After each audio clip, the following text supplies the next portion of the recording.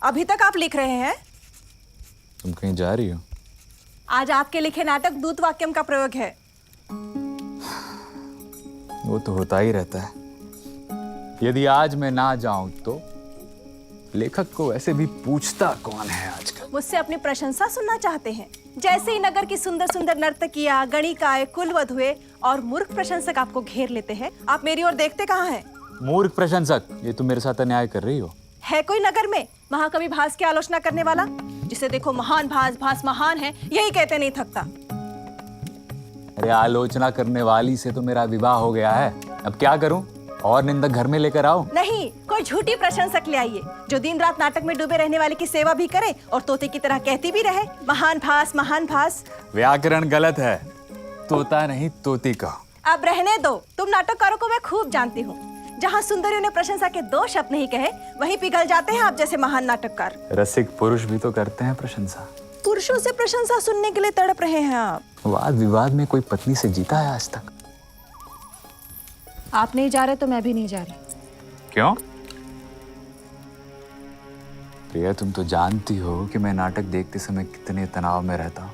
पर मेरे कानों को तो अच्छा लगता है ना जब सब कहते हैं देखो महाकवि भास की पत्नी। चलिए ना, आप नेपथ्य में रहिएगा या मत्तवारणी से देखिएगा, पर प्रयोग के बाद कुलवधुओं, अभिनेत्रियों और रूपा जीवाओं से जरा दूरी बनाकर रखिएगा। संसार के पालक भगवान विष्णु या संहारक शिव का भी यही हाल होता होगा लक्ष्मी और पार्वती के सामने। कुछ कहा आपने? नहीं तो।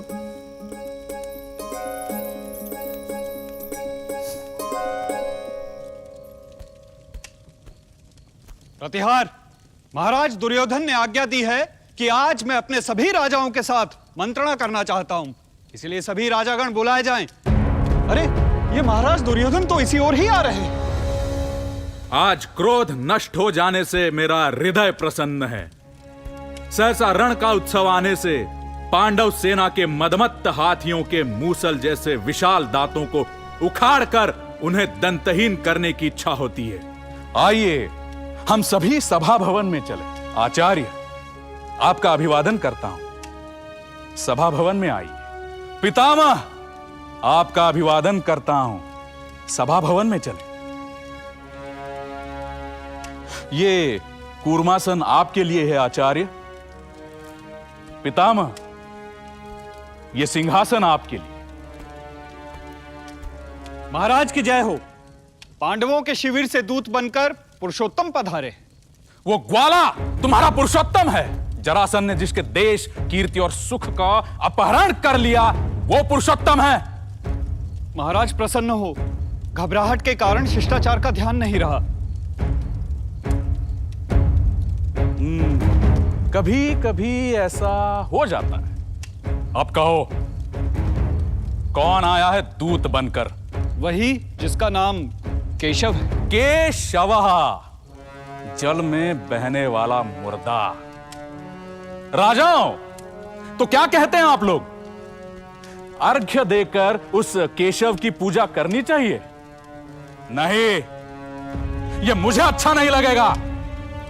इसलिए इस सभा में जो भी केशव के आदर के लिए खड़ा होगा उसे मैं 12 स्वर्ण भार का दंड दूंगा। पर मैं खड़ा ना होने का क्या बहाना ढूंढूं? मिल गया, उपाय मिल गया। हे बादरायण, वो चित्रपट ले आओ जिसमें द्रौपदी के बाल और वस्त्र खींचे जाने का चित्र बना है। उसे देखने का बहाना बनाकर मैं केशव के लिए खड़े होकर उसका स्वागत नहीं करूंगा।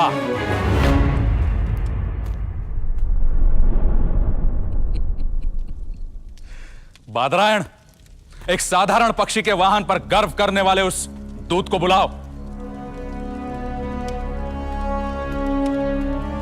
मित्र कर्ण, वो खोटी बुद्धि वाला कृष्ण आज पांडवों के कहने पर नौकर के समान दूत बनकर आया है।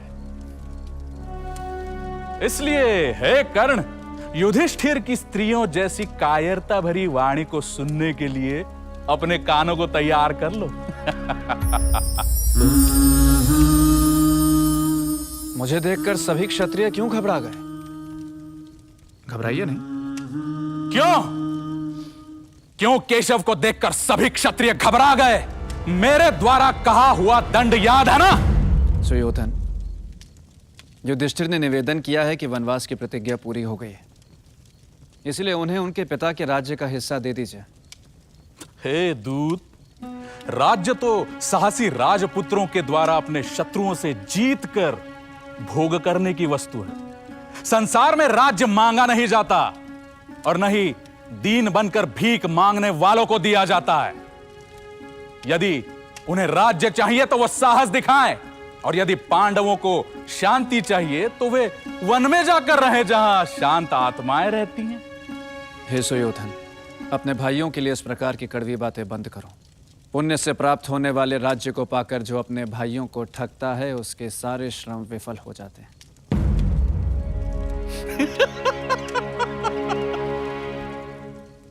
जब तुमने अपने बाप के साले राजा कंस के लिए दया नहीं दिखाई तो नित्य अपकार करने वाले पांडवों के लिए भला हम क्यों दया दिखाएं? हे धृतराष्ट्र के सपूत, तो मेरे कहने से अपने राज्य का आधा भाग पांडवों को दे दो, नहीं तो समुद्र वसना सारी पृथ्वी पांडव तुमसे छीन लेंगे। छीन लेंगे? कैसे छीन लेंगे? कठोर वाणी के प्रयोग में कुशल श्री कृष्ण, मैं तुम्हारे कहने से परंपरा में पाया स्वयं की वीरता से रक्षित और स्वशासित इस अपने राज्य का एक तिनका भी पांडवों के लिए देने वाला नहीं हूं। निश्चय ही तुम्हारे कारण इस सारे कुरुवंश का विनाश हो जाएगा।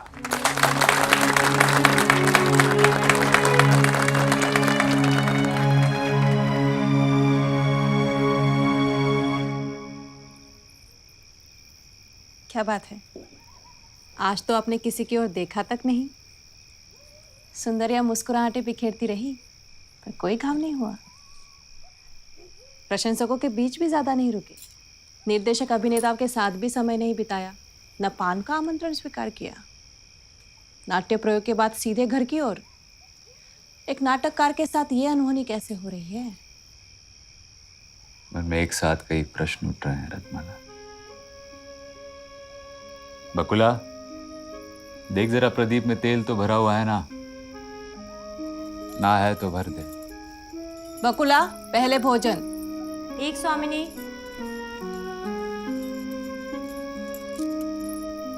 आज नाटककार इतने उद्विग्न क्यों हैं? मन में भटक रहा कोई विचार रचना में ढलने के लिए मुझे उद्विग्न कर रहा है। बाणों की शैया पर लेटे पितामह भीष्म युधिष्ठिर को नीति और राजधर्म का उपदेश देते हैं, पर वही भीष्म द्रौपदी के अपमान पर मौन रहते हैं। कुरुक्षेत्र में पूरे कुरुवंश का नाश कराने के बाद धृतराष्ट्र युधिष्ठिर को राजनीति का उपदेश देते हैं। हस्तिनापुर से वन में जा रहे धृतराष्ट्र से प्रजा दुर्योधन की प्रशंसा करती है। जो सभी धर्म से गिरे वो कर रहे हैं धर्म की बात। समझ नहीं आ रहा क्या है महाभारत में धर्म, क्या है महाभारत में राजधर्म। नए नाटक का नाम क्या रखा है? अभी तय नहीं किया है। शायद राजधर्म।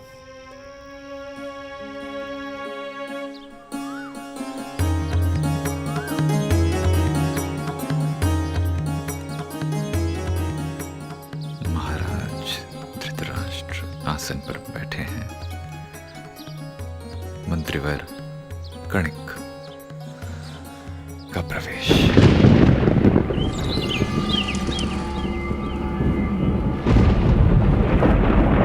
महाराज धृतराष्ट्र की जय हो। तुम्हारा स्वागत है। राजनीति, अर्थशास्त्र और महान मंत्र के ज्ञाता मंत्रीवर कणिक। महाराज द्विजश्रेष्ठ, पांडवों की दिनों दिन उन्नति और प्रसिद्धि हो रही है। इससे मुझे ईर्ष्या हो रही है। अब मैं क्या करूं? पांडवों से संधि या विग्रह? महाराज, जो राजा सदा दंड देने के लिए तैयार रहता है, प्रजा उससे डरती है। इसलिए आप अपने सारे काम दंड से सिद्ध करें। जैसे कछुआ अपने सारे अंगों की रक्षा करता है, उसी प्रकार राजा अपने सारे अंग, अमात्य, राष्ट्र, दुर्ग, कोश, बल और सुहृद की रक्षा करें और अपनी कमजोरियों को छिपाए रखें। आप कोई काम शुरू करें तो उसे अधूरा ना छोड़ें, क्योंकि शरीर में गड़ा हुआ कांटा यदि टूटकर भीतर रह जाए तो वो बहुत दिनों तक मवाद देता रहता है। छोटी सी भी आग को ईंधन मिल जाए तो वो पूरे वन में आग लगा देती। ऐसे ही छोटा शत्रु भी बलवान की सहायता से विनाश कर सकता है। इसलिए राजा को अंधा बनने का अवसर आने पर अंधा बन जाना चाहिए। मैं समझा नहीं महाराज। समझो, जब कुछ न कर पाओ तो शत्रु के दोषों को मत देखो। ऐसे में चारों ओर निंदा हो रही हो, धिक्कार हो रहा हो, तो भी उसे अनसुना कर दो। कान बंद करके बहरे हो जाओ। यह आपकी नीति है महाराज? ये कणिक की कूटनीति है शकुनी। जब समय विपरीत हो तो धनुष को भी तिनका समझो और दीनहीन और लाचार बन जाओ। शिकारी की तरह ही झूठ मूठ नींद का बहाना करके सो जाओ, और जब मृग आसपास मंडराने लगे तब उन्हें बाणों से मार गिराओ। पहले शत्रु को जड़ से उखाड़ फेंको और फिर उनके सहायकों के संहार की चिंता करो। पर जब तक समय अनुकूल ना हो तब तक शत्रु को कंधे पे ढोना पड़े तो ढो, पर जैसे ही समय अनुकूल हो जाए तो उसे वैसे ही नष्ट कर दो जैसे घड़े को पत्थर पर पटकने पर वो टूटकर बिखर जाता है। कणिक, साम, दान, भेद और दंड से शत्रु का नाश कैसे किया जाता है, मुझे बताओ। डरपोक को डर दिखाकर, वीर से हाथ मिलाकर, लोभी को धन देकर, बराबर और कमजोर को पराक्रम से बस में करना चाहिए। पुत्र, मित्र, पिता, भाई, गुरु, कोई भी क्यों ना हो, यदि वो शत्रु की तरह व्यवहार करे तो उसे मार डालना चाहिए। मन क्रोध से भरा हो तो भी राजा क्रोध न दिखाए, मुस्कुरा कर बात करता रहे।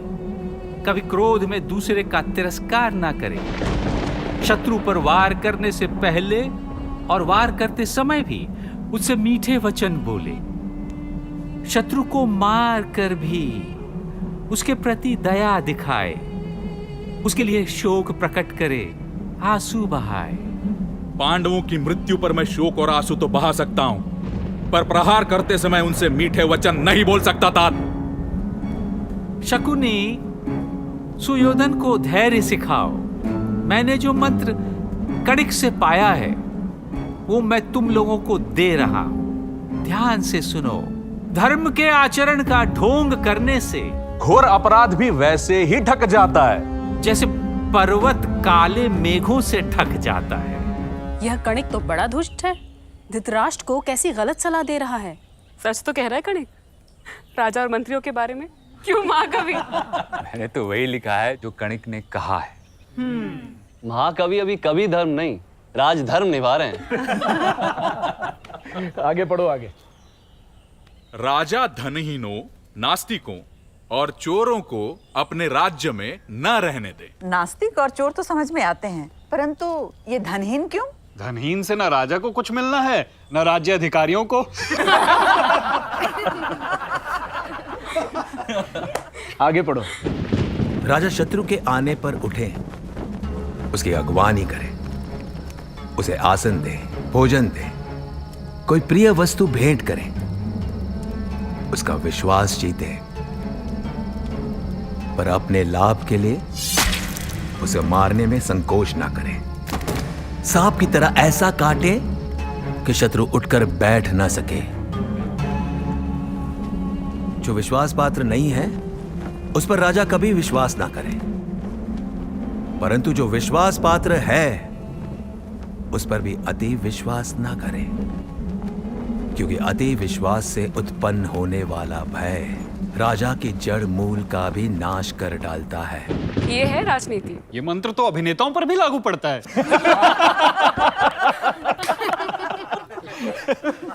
राजा और राज्य अधिकारी भी तो महान अभिनेता होते हैं। आगे पढ़ो आगे। राजा शत्रु के राज्य में ऐसे गुप्तचरों को नियुक्त करे जो पाखंड वेशधारी अथवा तपस्वी हो। बागीचे, घूमने फिरने की जगह, देवालय, मद्यपान के अड्डे, गली, सड़क, तीर्थ स्थान, चौराहा, कुएं, नदी, पहाड़, वन, जहां कहीं भी मनुष्यों की भीड़ इकट्ठी होती हो वहां पर अपने गुप्तचरों को घुमाता रहे। राजा बातचीत में अत्यंत विनयशील हो, पर हृदय में छुरे की धार रखे। अत्यंत भयानक काम करने भी जा रहा हो तब भी मुस्कुराकर बात करे। कणिक तो बहुत पहुंचा हुआ है। आगे सुनो। अवसर देखकर हाथ जोड़ना, शपथ लेना, आश्वासन देना, पैरों में मस्तक रखकर प्रणाम करना, ये सब ऐश्वर्य चाहने वाले राजा के कर्तव्य हैं। अरे यह तो आज की ही कहानी है। कणिक ने और क्या कहा सुयोधन? कणिक ने महाराज से कहा कि नीतिज्ञ राजा ऐसे वृक्ष के समान रहे जिसमें फूल तो खूब लगे हो पर फल ना हो। यानी वो लोगों को फल की आशा तो दिलाए पर फल ना दे।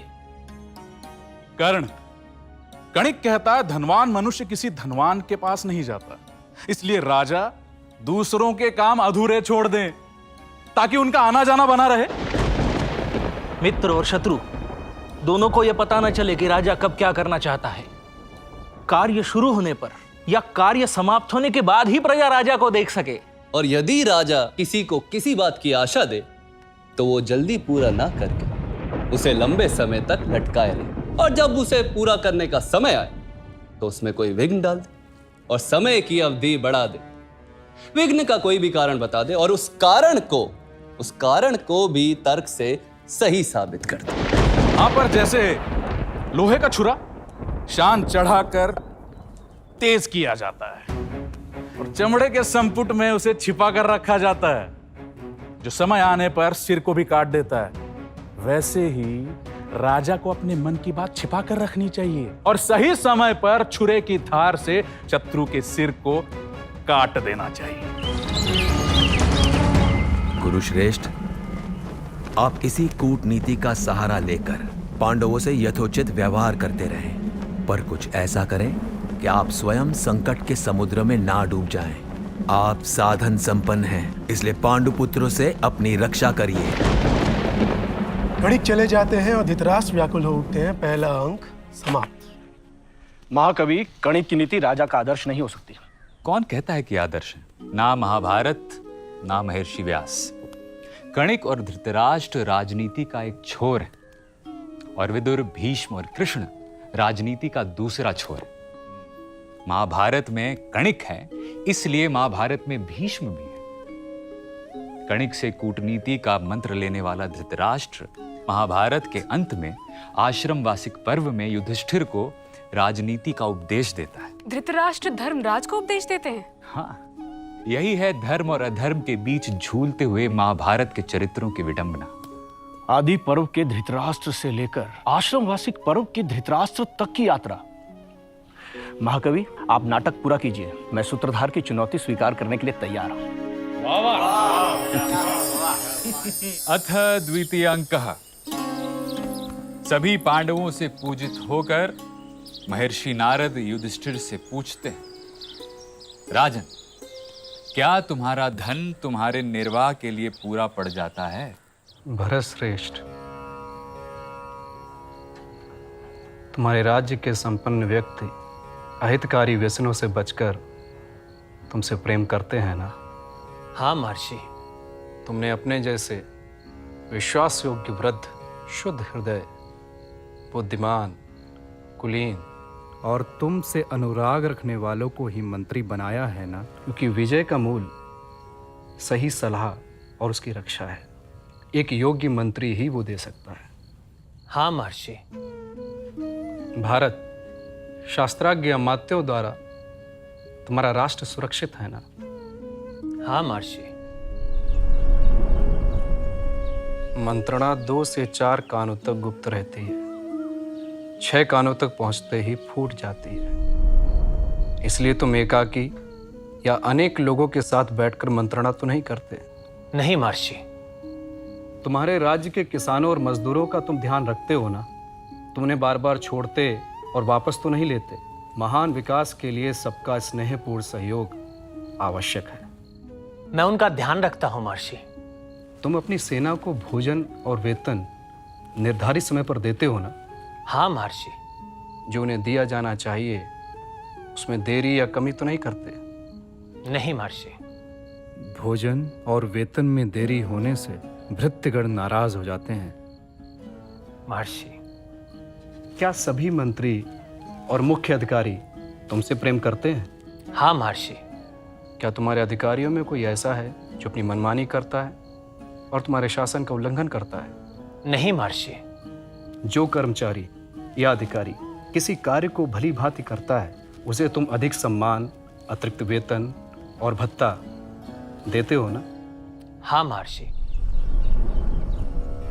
क्या तुम विद्या से विनयशील और ज्ञान से संपन्न लोगों को उनके गुणों के अनुसार धन आदि देकर उनका सम्मान करते हो? हाँ महर्षि। जो राज्य के लिए प्राण देते हैं उनकी संतानों की रक्षा तुम करते हो या नहीं? करता हूं महर्षि। भय से, संपत्ति खोने से अथवा तुमसे पराजित होकर शत्रु तुम्हारी शरण में आया हो तो भी तुम उसका पुत्र के समान पालन करते हो या नहीं? करता हूं महर्षि। भारत, क्या प्रजा तुम्हें समदर्शी और माता पिता के समान मानती है? मानती है महर्षि।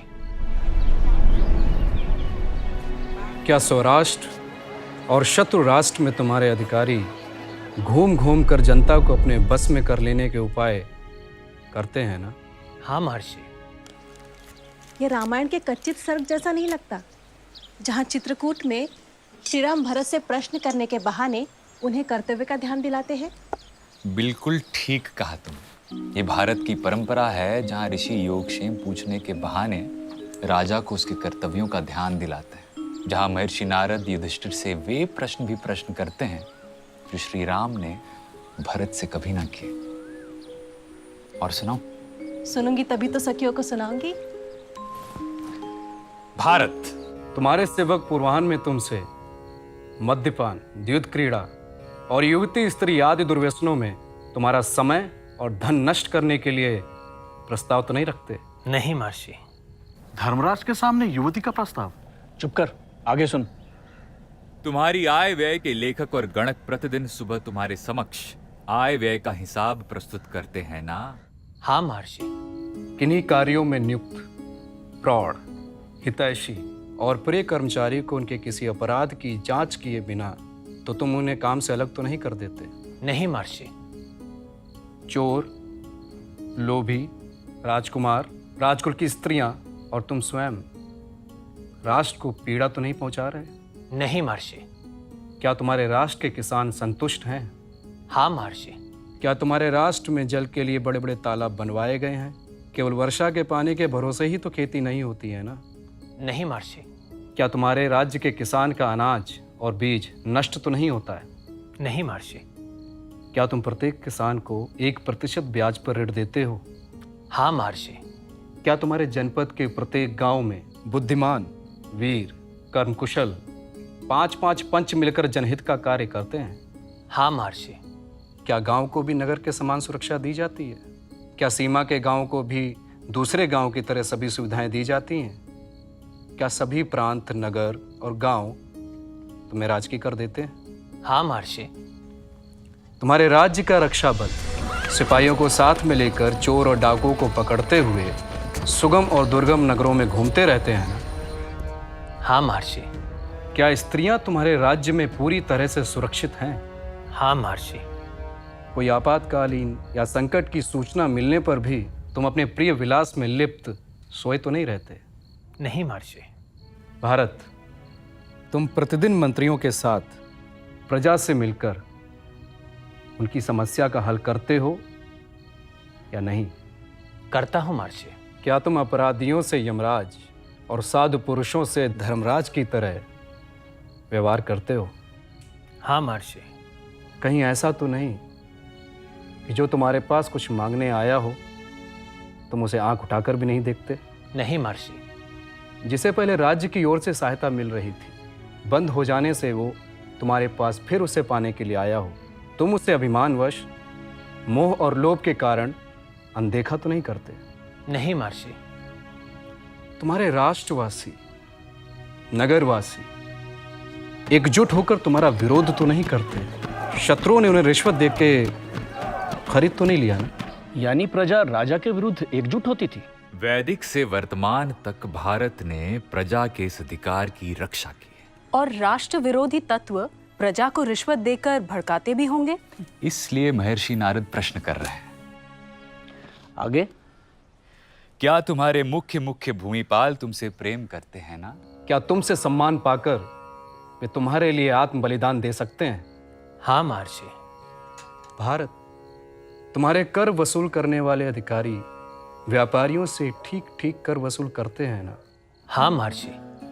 व्यापारी बेचने के लिए उपयोगी वस्तुएं लाते हैं ना?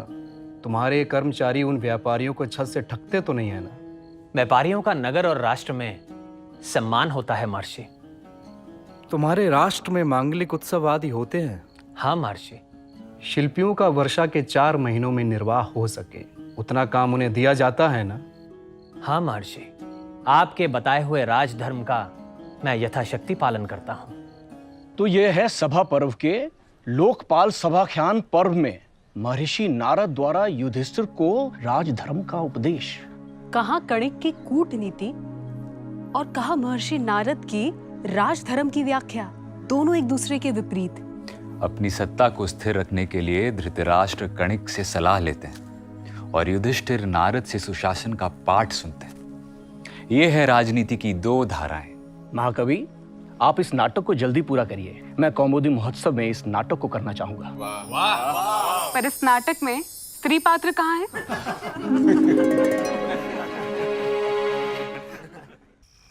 युधिष्ठिर और द्रौपदी कक्ष में अकेले हैं। पूरे राष्ट्र में सुशासन है याज्ञसेनी। जहाँ न्याय और धर्म का शासन होगा वहाँ सुशासन तो होगा ही। प्रजा प्रसन्न है। गौ रक्षा, खेती और व्यापार अच्छा चल रहा है।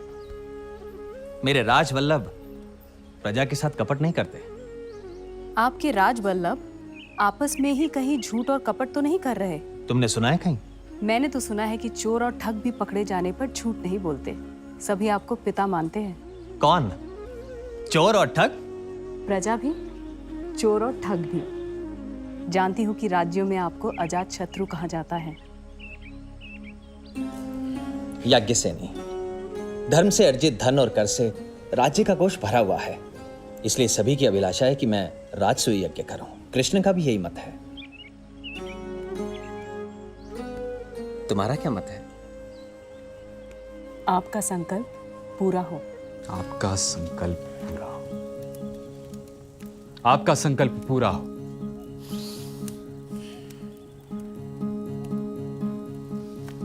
रत्नमाला,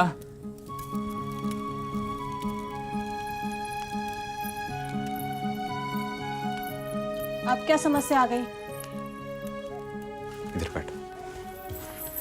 कहिए। मुझे समझ नहीं आ रहा कि मैं युधिष्ठिर के सुशासन को दुर्योधन के सुशासन से कैसे जोड़ूं। दुर्योधन का सुशासन? महाभारत काल के अनुसार दुर्योधन ने प्रजा से कभी कोई अनुचित व्यवहार नहीं किया। प्रजा दुर्योधन पर अपने पिता के समान विश्वास करती थी। उसके राज्य में तो सभी सुखी थे। उसे द्वेष था तो सिर्फ पांडवों से। चुनौती क्या है? कि मैं युधिष्ठिर के राज सूय यज्ञ से सीधे दुर्योधन के वैष्णव यज्ञ पर जाना चाहता हूं। उस समय पांडव कहाँ थे? पांडव तो वनवास में थे, पर वैष्णव यज्ञ करने का कारण दुर्योधन की राजसूय यज्ञ करने की अभिलाषा थी। पर युधिष्ठिर और अपने पिता धृतराष्ट्र के जीवित होने के कारण वो राजसूय यज्ञ नहीं कर सकता था। इसलिए दुर्योधन के पुरोहित ने उसे राजसूय यज्ञ के समान ही महान वैष्णव यज्ञ करने की सलाह दी। कर्ण, शकुनी, दुशासन और उसके अन्य भाइयों ने भी पुरोहित का समर्थन किया और वैष्णव यज्ञ किया। आप महर्षि नारद द्वारा युधिष्ठिर को राजधर्म पर दिए गए उपदेश को भीष्म द्वारा युधिष्ठिर को राजधर्म पर दिए गए उपदेश से क्यों नहीं जोड़ते? एक और नारद, दूसरी ओर भीष्म, सीधे महाभारत के युद्ध के बाद। दुख और शोक से भरे युधिष्ठिर ने लंबी लंबी सांसें ली। उन्होंने अर्जुन से कहा, अर्जुन, हम लोग वृष्णि वंशी और अंधक वंशी क्षत्रियों की नगरी द्वारिका में जाकर भीख मांगकर जी लेते तो आज अपने ही कुटुंब को निर्वंश कर इस दुर्दशा में नहीं होते। हमारे कुल का विनाश देखकर हमारे शत्रुओं का मनोरथ तो पूरा हो गया। अपने ही आत्मीय जनों को मारकर हमने कैसा धर्म जीता? इस तुच्छ राज्य के लिए हमने लाखों माताओं के युवा पुत्रों को मार डाला। इस युद्ध से किसकी जीत हुई? ना हमारी, ना उनकी। राजा धृतराष्ट्र इस कुल का विनाश करने वाले पापात्मा दुर्योधन को इस राष्ट्र का स्वामी बनाकर आज वो स्वयं इस शोक की अग्नि में चल रहे हैं। हमने अपने ही देश का सर्वनाश कर डाला। अर्जुन, सत्ता संग्राम में फंसा मनुष्य कभी धर्म नहीं पा सकता। राज्य और धन पाने की इच्छा से मैंने केवल पाप संग्रह किया है। इसलिए मैं ये सब छोड़कर वन में चला जाऊंगा। तुम इस राज्य का शासन करो। नहीं चाहिए मुझे ये राज्य और ये भोग। राजन, आपको यदि यही करना था तो फिर किस लिए इतने राजाओं का वध किया? दूसरे दिन के लिए भी अन्न संग्रह ना करके प्रतिदिन मांग कर खाना, ये तो ऋषियों का धर्म है, राजाओं का नहीं। राजधर्म तो धन से संपन्न होता है। दरिद्र मनुष्य यदि पास में भी खड़ा हो तो लोग उसे इस दृष्टि से देखते हैं मानो वो कोई कलंकित या अपराधी हो। इसलिए राजन, दरिद्रता से बड़ा कोई पाप नहीं होता। जिसके पास धन होता है उसके बहुत सारे मित्र होते हैं, उसी के बंधु बांधव होते हैं, उसे ही विद्वान माना जाता है। गरीब यदि धन चाहता है तो उसे धन नहीं मिलता, और धनी का धन बढ़ता ही रहता है। धन से धन बंधा चला आता है। विद्वानों ने राजा को यही आदेश दिया है कि वो प्रतिदिन वेदों का अध्ययन करे और हर प्रकार से धन संग्रह करे और बादलों की तरह वापस उसी धन को अपनी प्रजा में बरसाए। यही राजधर्म है। इसलिए आप यज्ञ द्वारा धन संचय कर अनुष्ठान करें। अर्जुन, अज्ञानवश तृष्णा ने मुझसे बड़े बड़े पाप करवाए हैं। इसलिए मैंने वन में जाने का निश्चय कर लिया है। द्रौपदी, तुम ही इन्हें समझाओ। द्रौपदी युधिष्ठिर को समझा रही है।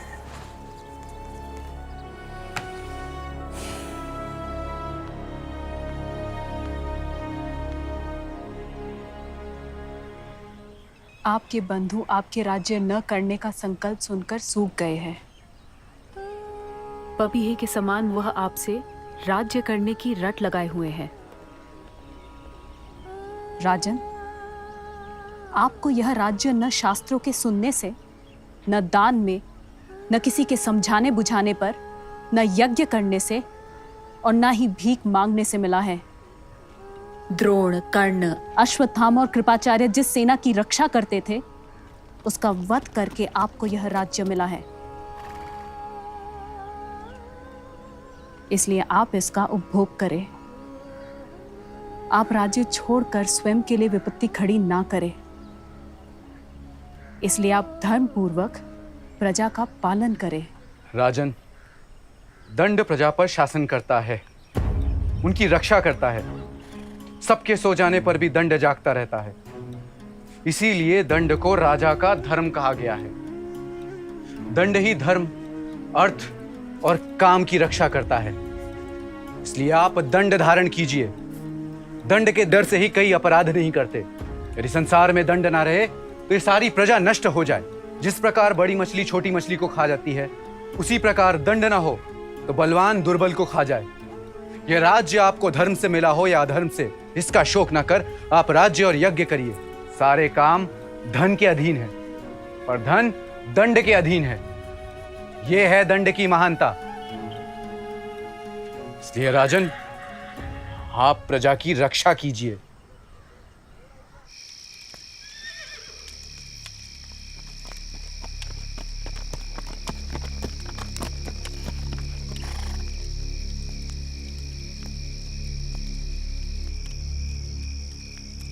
कुंती कुमार से क्या कहा महर्षि व्यास ने?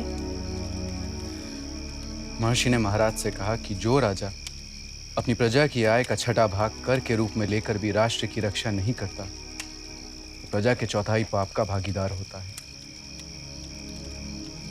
महर्षि ने कई प्रकार से बड़े भैया को समझाया, पर वो तो शोक से शरीर त्याग देने को तैयार है।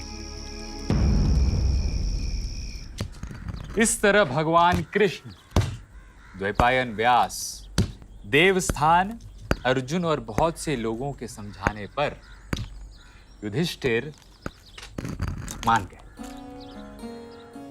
फिर युधिष्ठिर का राज्य अभिषेक हुआ और उन्होंने अपने भाइयों को अलग अलग काम दिए। महाराज ने युवराज पद किसे दिया? भीमसेन को। और महात्मा विदुर को? महात्मा विदुर को मैंने मंत्रणा, कर्तव्य निश्चय और नीति संबंधी कार्यों के लिए नियुक्त किया है। वयोवृद्ध संजय को? राज्य की आय और व्यय, कौन सा काम हुआ है कौन सा नहीं, इसकी जिम्मेदारी मैंने वयोवृद्ध संजय को दी है। नकुल को? सेना की गणना, उनके भोजन वेतन और उनके काम की देखभाल मैंने नकुल को दी है। अर्जुन को? शत्रु देश पर आक्रमण और दुष्टों का दमन करने के लिए मैंने अर्जुन को नियुक्त किया है। और राजपुरोहित का पद? आचार्य धौम्य को और सहदेव को मेरी रक्षा का भार सौंपा है।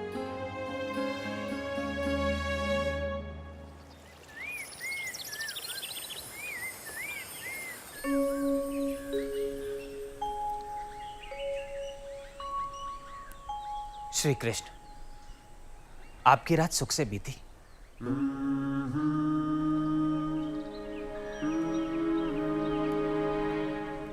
गोविंद, आप किसका ध्यान कर रहे हैं? राजन, बाणों के शैया पर पड़े हुए भीष्म मुझे याद कर रहे थे।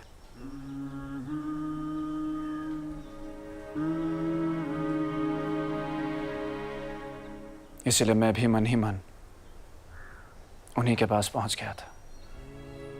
मेरे लिए क्या आदेश है माधव?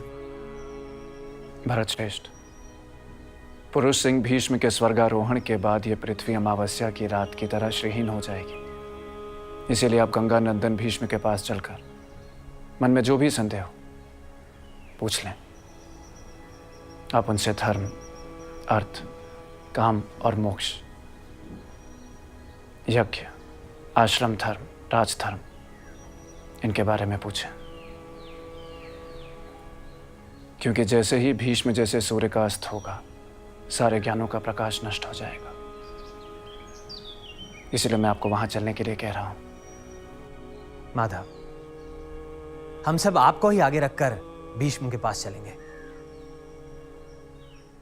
दीदी, सभी कुंती कुमार दिखाई नहीं दे रहे। पांडुपुत्र श्री कृष्ण, वयोवृद्ध संजय, कृपाचार्य, सात्यकी और युयुत्सु के साथ कुरुक्षेत्र गए हैं। क्यों? जिनके लिए ताकतवर जो कहे वही धर्म है, जिनके लिए एक स्त्री का अपमान देखने पर भी चुप रहना धर्म है, जिनके लिए धर्म सूक्ष्म है, ऐसे महान पराक्रमी भीष्म से राजधर्म का मर्म सीखने श्री कृष्ण के कहने पर धर्मराज कुरुक्षेत्र गए हैं।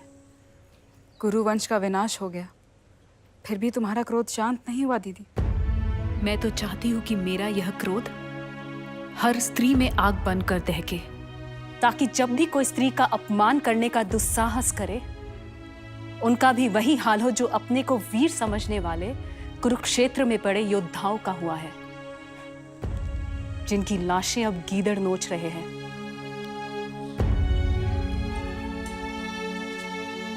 ना तुम्हारा अपमान होता और ना इतना बड़ा महाविनाश। मेरे अपमान ने नहीं, उनके अहंकार ने उनका संहार कराया सुभद्रा। वे जो अपने को अजय समझते थे, नहीं जानते थे कि काल उनका आखेट करेगा। वीर थे पर मारे गए पशुओं की तरह। क्या नहीं जानते थे महाराज धृतराष्ट्र और पितामह कि स्त्री की रक्षा करना भी राजधर्म है? पर दोनों चुप रहे। तब धर्म चुप क्यों था?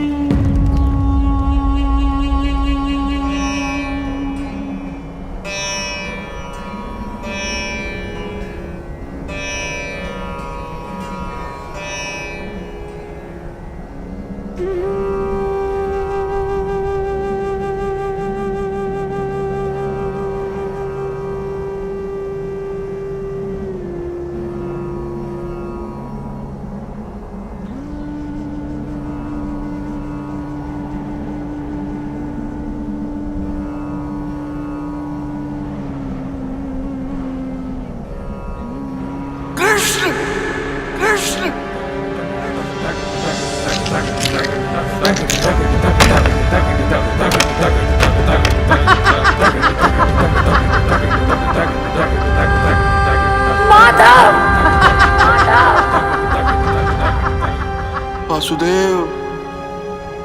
द्रौपदी, तू रजस्वला, एक वस्त्रा या नंगी क्यों ना हो, हमने तुझे जुए में जीता है। तू अब हमारी दासी हो चुकी है। चल। वासुदेव। वो सभा नहीं जहाँ वृद्ध पुरुष ना हो, वह वृद्ध नहीं जो धर्म की बात ना करे, वो धर्म नहीं जिसमें सत्य नहीं, और वो सत्य नहीं जो छल से युक्त हो। माधव।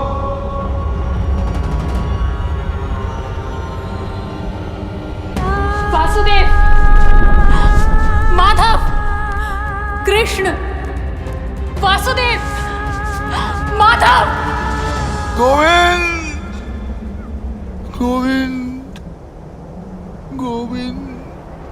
क्या मैं जीती गई हूँ? मैं आपके मुख से इसका उत्तर सुनना चाहती हूँ। मैं पहले ही कह चुका हूं, धर्म की गति बड़ी सूक्ष्म है। कृष्ण। संसार में बलवान जिसे धर्म कहता है, लोग उससे ही धर्म मान लेते हैं, और दुर्बल जिसे धर्म कहता है, वो बलवान के धर्म से दब जाता है।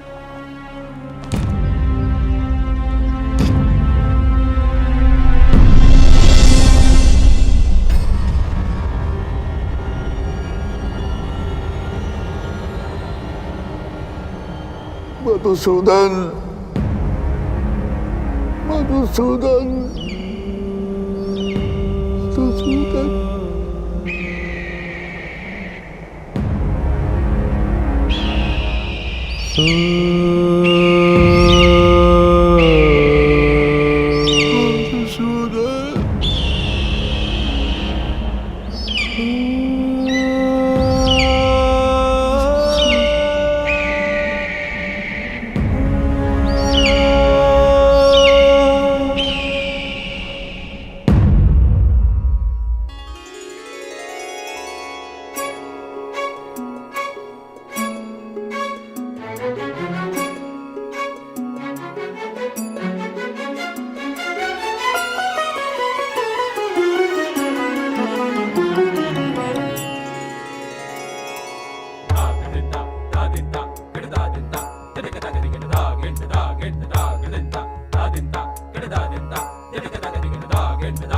Sa sa